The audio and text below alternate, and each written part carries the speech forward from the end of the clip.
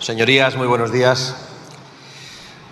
El señor Sánchez no tiene ninguna credibilidad, pero tiene toda la verborrea posible. Así que con mucho desinterés le hemos escuchado hablar de los temas tratados en el Consejo Europeo y de las relaciones con Marruecos.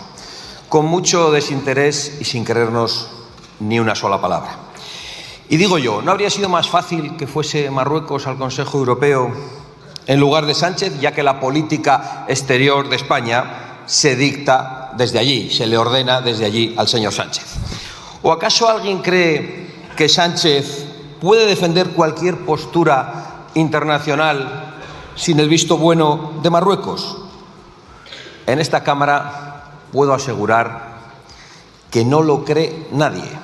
Eso no lo cree ni Pachi. Y puedo probarlo, señorías, porque es una evidencia que los aliados más radicales del gobierno de Sánchez, los que le imponen la política nacional, ni siquiera se han atrevido a discutirle seriamente el cambio de postura sobre el Sáhara. ¿Y cómo es posible que los separatistas y los comunistas, tan amigos ellos del pueblo saharaui, no le hayan exigido una rectificación inmediata, una explicación o le hayan retirado su apoyo? Parece extraño porque ellos han conseguido y consiguen todo lo que desean de este gobierno. Todo lo que desean gracias a la debilidad de Sánchez. Sillones, competencias, hasta indultos, cambios del Código Penal y amnistías para ellos mismos. Es decir, todo lo que Sánchez decía que no iba a darles, ha terminado por dárselo. ¿Cómo es posible entonces que sus socios no se hayan acordado nunca de sus amigos saharauis más que con alguna intervención de compromiso en esta tribuna, cuando durante décadas han exhibido aquí todas las reclamaciones y banderas del pueblo saharaui? ¿Cómo es posible que de todas sus reivindicaciones justamente se hayan olvidado de esta?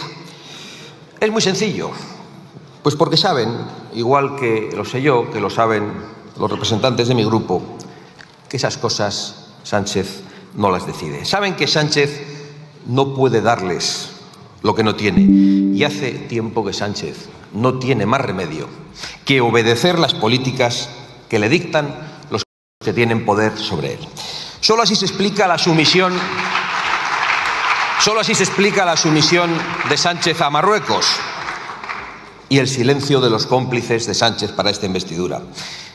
Si alguien está convencido de que esto no es verdad, que suba aquí y que lo explique y que encuentre otra explicación, pero saben que no la hay.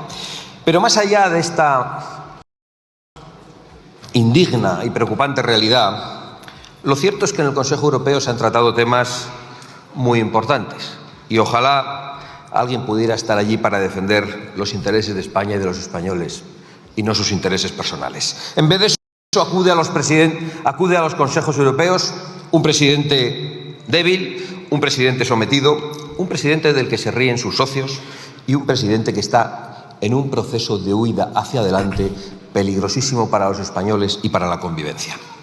Es más, creo que no me equivoco si afirmo en esta tribuna que los daños más grandes de Sánchez son los que están todavía por llegar y los que afectarán a España. Y afirmar esto es que del presidente del gobierno, poco más que decir, que ha destruido la separación de poderes, que ha encerrado inconstitucionalmente a los españoles, que ha destruido la igualdad de los españoles ante la ley, que ha puesto a las mujeres españolas en peligro, pues significa que debemos prepararnos para lo peor. No retórica para usar en esta tribuna, lo creo firmemente. Lo creo porque el señor Sánchez se siente acorralado por la corrupción que vamos conociendo y por la corrupción que ya hemos vivido en esta Cámara, la que ha hecho a la vista de todos, comprando votos para su investidura en esta Cámara a cambio de favores criminales. Lo creo al ver que, acorralado por la corrupción, ha vuelto cerca de unas citas electorales otra vez el Sánchez necrófilo. Pero esta vez en unos extremos que a cualquier persona decente creo que le deben producir náuseas. Y cuando vemos a ese Sánchez que ya no disimula su rencor, su odio y su rabia, sabemos que es capaz de todo. Por eso, el señor Sánchez, y me produce... Está hablando de la visita al Valle de los Caídos. Incluso relatarlo.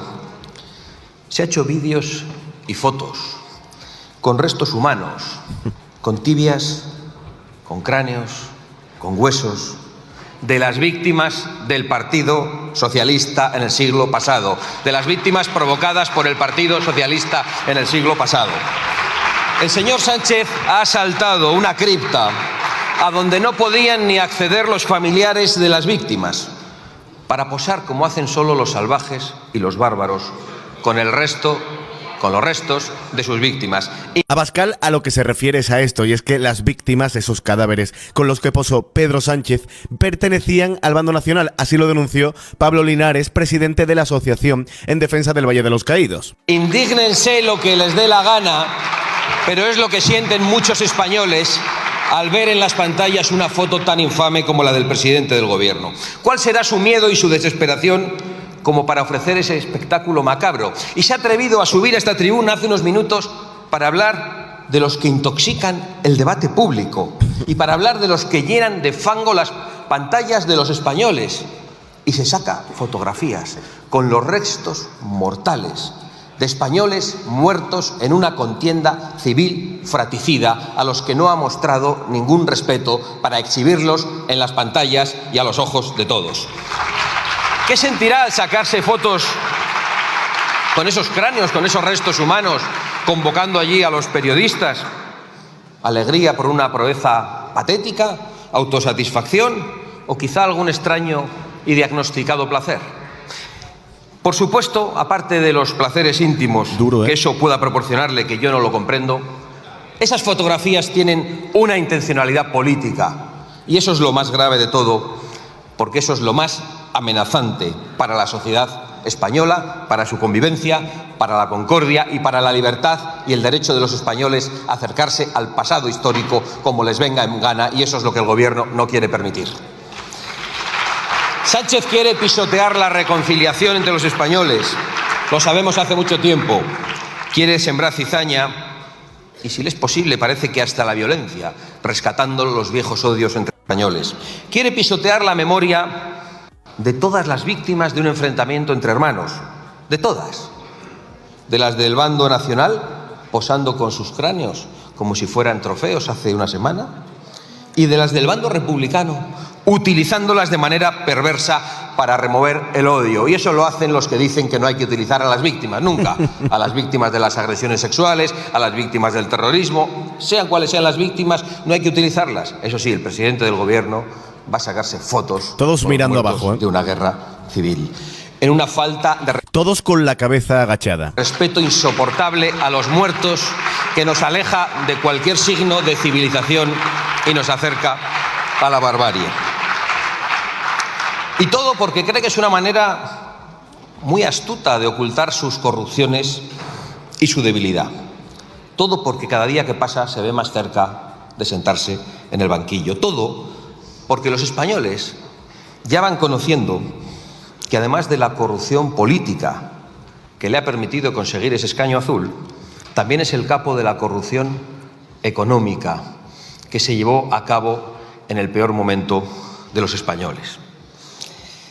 Todo hasta posar con calaveras de personas muertas para que no se hable de cómo en España se reparten los contratos y las subvenciones. Cualquier cosa, hasta posar con calaveras de personas muertas para evitar que se hable de que las empresas que reciben un correo de la mujer del presidente del gobierno facturan más en España. Todo, lo más ruin, lo más infame, lo más deleznable y lo más indigno, hasta posar con calaveras, para evitar que se hable de que cuando los españoles estaban sufriendo, algunos se han llevado millones como buitres en mitad de una pandemia. Yo creía que empezaba a hablar de Begoña, no sé. Pero si... no hay calavera, ni muerto de hace un siglo que tape las vergüenzas de este gobierno.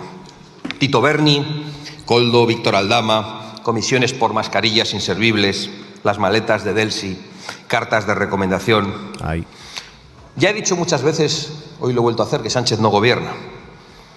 Pero lo que no sabemos es cuántas tramas dirige y cuántas pruebas había de ello en ese teléfono que le hackearon. Creo que más temprano que tarde acabaremos sabiéndolo.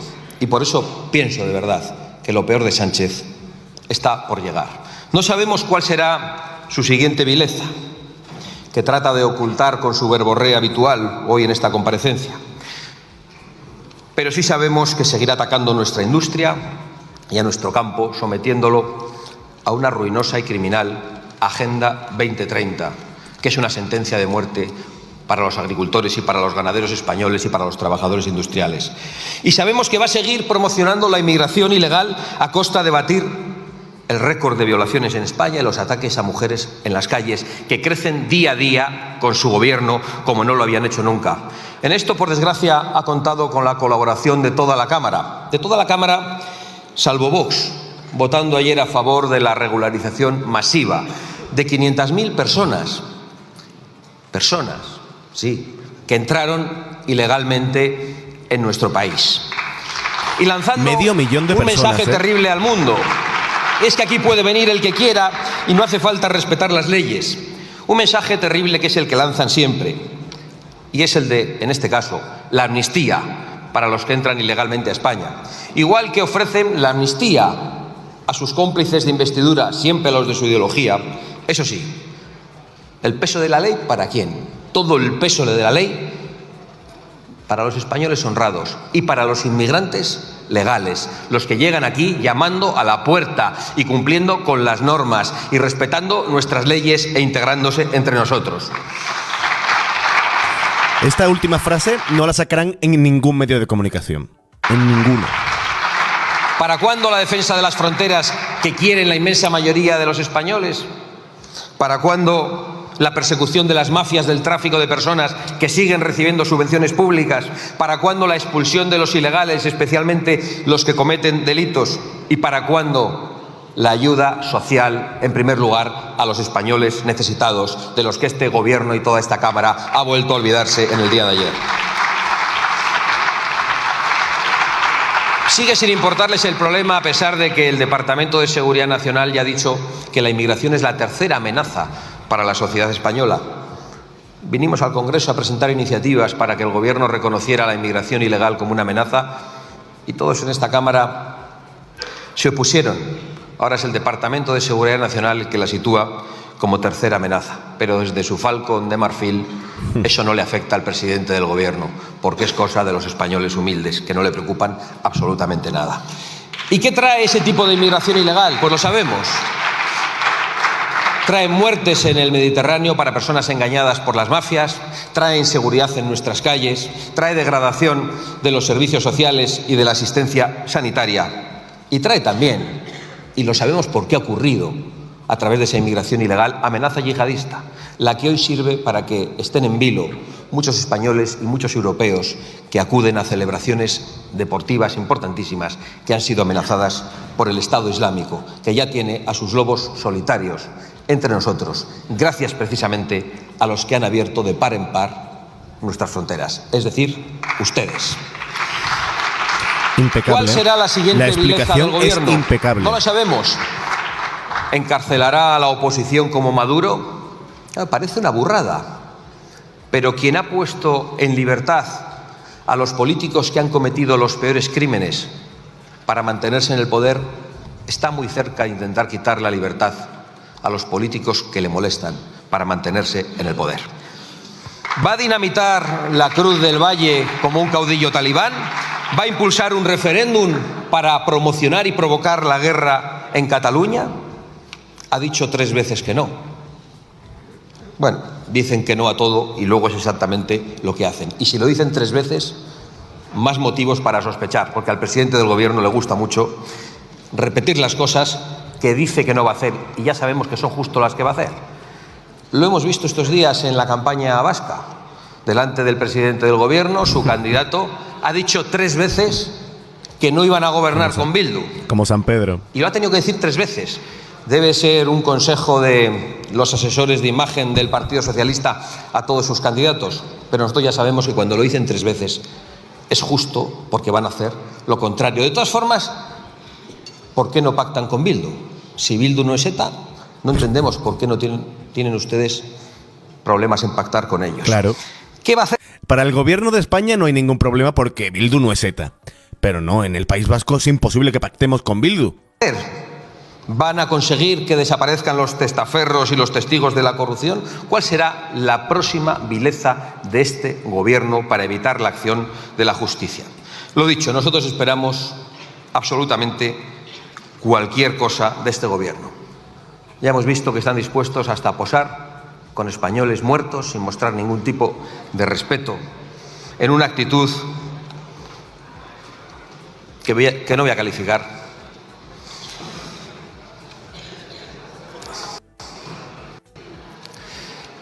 Si yo creo que hasta a ustedes les da vergüenza. Si yo creo que hasta a ustedes les da vergüenza esa foto.